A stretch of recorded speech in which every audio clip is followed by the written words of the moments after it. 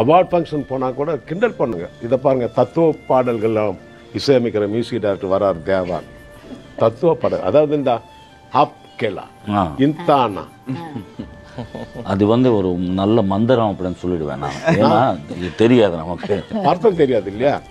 என்ன பப்ளிக்காக கேட்பாங்க சார் மேடைகளையே. நான் பேர் சொல்ல விரும்பல, அதாவது மட்டப்படுத்தணும், அவ்வளோதான். இவருக்கு ஒன்றும் தெரியாத மாதிரி லாலாக்கு டோல் டப் ஆப்கேலா இன்தானா ஒத்துனாம போட்டோம்னா என்ன அர்த்தம் மியூசிக் டைரக்டர் தேவா அப்படின்னலாம் கேட்பாங்க. சார் நான் ஒன்னே ஒன்று கேட்குறேன், அம்மா தாலாட்டு பாடும்போது அதுக்கு என்ன அர்த்தம்? மக்களை தன் பக்கம் கவனத்தை ஈர்க்கிறதுக்காக சில சவுண்ட் வேணும். இப்போ சூறாலியா நீ தன்னாத்தான், அப்போ அதுக்கு முன்னாடி ஒரு மியூசிக் இருக்கும், 2 டம்ளரை டிங் டிங் டிங் டிட்டிங். கொஞ்சம் லைட்டாக தூங்குறவங்க கூட எழுந்து பார்ப்பான். அது வாங்க உட்காருங்கன்னு சொல்லுவேன் அடிக்கடி நான். அப்புறம் தான் என்ன சாப்பிடு. கண்டிப்பா வாங்க உட்காருங்கன்றதுக்கு ஒரு விஷயம் வேணும், அது பாட்டுக்கு முன்னாடி தேவைப்படுது எல்லாம். அப்போ தான் அந்த லாலாக்கு டோல் டப் மேலே அந்த அதான் முதல் பண்ண கானா. சினிமாவுக்கு வந்த பிறகு கொஞ்சம் வெஸ்டர்ன் பண்ணால் இவரை பார்த்து காப்பி அடிக்கிறாரு, கொஞ்சம் ஃபோக் பண்ணால் இவரை பார்த்து காப்பி அடிக்கிறாருன்னு ஒரு காலம் இருந்தது. அப்போ நமக்குன்னு ஒரு ஸ்டைல் இருந்தால் ஒன்று நல்லா இருக்குமே அப்படின்னு சொல்லி தான் இந்த கானா. சின்ன வயசில் அந்த பாட்டு கேட்டேன் இல்லையா, அப்போல்லாம் எப்படி இருக்கும் பாட்டு, வெற்றி கொடி பிடிப்பதெப்படி நீ வீணாக வாழ்ந்து விட்டால் செருப்படி, அப்படி இருக்கும் பாட்டெல்லாம். அதை அப்படியே சினிமாவில் போட முடியாது நம்ம, செருப்படிக்கிறபடி. அதனால அப்படியே அதை மாற்றி வேற வார்த்தையை போட்டு சூரியன்ல ஃபர்ஸ்ட் கானா என்னதான் கானா பாட்டு மனோதான் பாடியிருந்து. அப்போ கூட நிறைய பேர் என்ன கேட்டாங்க, சார் என்ன இவர் ஆக்சுவலி நான் அந்த பாட்டு வந்த புதுசில் ஏதாவது தலைமை தாங்கிறதுக்கு ஏதோ லைவ் பெரிய மியூசிக்கில் போனோம்னா, நான் சின்ன வயசாக இருக்கும்பொழுது ஹார்மோனியம் வாசிக்கிறதுக்கு ஆள் தேடுவாங்க.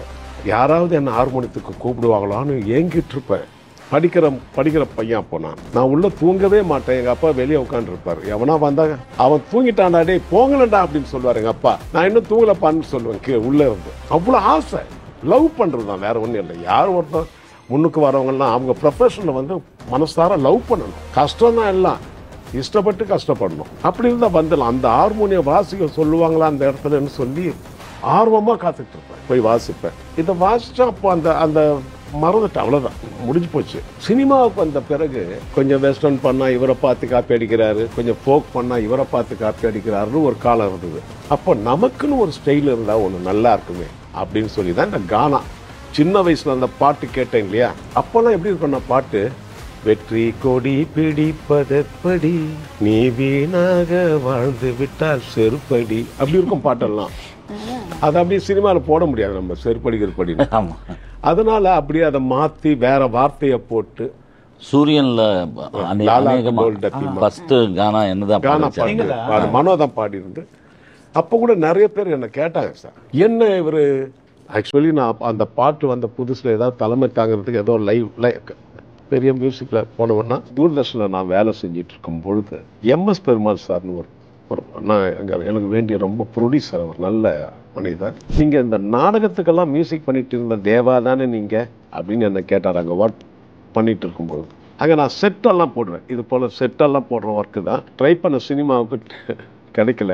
அதுக்கப்புறம் நான் க்ளோ ரெஸ்டண்ட்டாக ஜாயின் பண்ணேன். அதுக்கப்புறம் அங்கே வயலும் வாழ்வும் உங்களுக்கெல்லாம் தெரிஞ்சிருக்கும். அதில் பாரதியார் பாட்டு, பாரதிதாசன் பாட்டு, அந்த பாட்டெல்லாம் என்னை கம்போஸ் பண்ண விடுவாங்க. கம்போஸ் பண்ணி அந்த பாட்டெல்லாம் நல்ல பாப்புலர் ஆயிருக்கு. அப்பவே ராஜ்குமார் பாரதி நிறைய சிங்கர் பாடுவாங்க. சீர்காழி கோவிந்தராஜன் ஐயா, டிஎம்எஸ் எல்லாமே பாடுவாங்க. பானுமதி ராமகிருஷ்ணா பாடுவாங்க, எஸ்வர் லட்சுமி பாடுவாங்க, எல்லாரும் பாடுவாங்க. நான் மியூசிக் பண்ணேன். அப்போ எம்எஸ் விஸ்வநாதன் சார் இதை பாப்பார் போல் தெரியுது, எனக்கு தெரியாது. அப்போ ஒரு நாள் ஒரு 100 கேசட் ஆல்பம் நான் பண்ணிட்டேன். அப்போ இதுக்கு ஒரு பாராட்டு விழா பண்ணுறாங்க. 100 கேசட் மேலே பண்ணியிருக்காங்க அப்படின்னு சொன்ன உடனே கருமாரியம்மன் கோவிலில் ஒரு பாராட்டு விழா. அதுக்கு எம்எஸ் விஸ்வநாதன் வரார் தலைமை தாங்கன்னு சொல்லி. என் பாராட்டு விழாலாம் நான் பெருமையாக நினைக்கல. எம்எஸ்வி ஐயா வராங்க, மெல்லிசை மன்னர் வராங்க, அவரோட ஒரு ஸ்டில் எடுத்துக்கலான்னு ஒரு ஆசை. அந்த ஆசை தான், அதுதான் பெரிய ஆசை. அப்போ மேடையில் உட்கார்ந்தோம். விஸ்வநாதன் ஐயா எழுந்து ஒரு வார்த்தை சொன்ன உடனே, தேவாவுக்கு எதற்கு பட்டம் அப்படின்னு கேட்டார். அவர் கேட்கறது நம்ம ஜர்க் ஆக முடியாது, ஏன்னா அது ஜர்க் ஆகிற விஷயம் இல்லை. தேவாவுக்கு எதற்கு பட்டம் அப்படின்னு ஆகல. ஏன்னா உண்மையிலே எனக்கு பட்டம் இருக்கு. தேவாவுக்கு யாருன்னா ஒரு படம் கொடுங்களேன். So nice, I know. என்ன வார்த்தை தெரியும் அந்த மூமெண்ட். தேவாவுக்கு எதுக்கா பட்டம் கொடுக்குறீங்க, ஒரு படம் கொடுங்க சினிமா மியூசிக் பண்றதுக்கு. ஏன் சொல்றேன்னா இவருடைய பாட்டெல்லாம் நான் டிவியில் வயலும் வாழ்வும் பார்த்துட்டு இருக்கேன். இவருக்கு ஒரு படம் கிடைக்கலையேன்னு ஒரு ஆதங்கம் எனக்கு அப்படின்னு சொன்னார். அப்போ வச்சு அந்த டைட்டில் தான் தேனிசை தென்றல் தேவா. அதே இதுல அதே மேடையில அந்த அதே மேடையில் எனக்கு நிறைய ஒரு பாட்டு பிடிக்கும். அந்த டிவி வயலும் வாழ்வுல தேனிசை தென்றல்னா தேவா தான். அது ஒரு வீடியோவில் கூட இருக்காது, பதிவாகிருக்கு, ரெக்கார்ட் ஆகிருக்கு. அவர் சொன்ன நான் வச்சிருக்கேன். அப்படிதான் அவர் வச்ச பேர். அவர் சொன்ன அடி வயிற்றிலிருந்து அவர் மனதார சொன்னதுனால 3 மாசத்துக்கு எனக்கு படம் புக்காச்சு. அதுதான் மானசீக குரு. நான் அவரை அன்னைக்கு தான் நான் பார்க்குறேன். அவரை அது காரில் போகும்போதெல்லாம் பார்ப்பேன். அவர் மானசீக குரு. அவர் சொன்ன வார்த்தை அது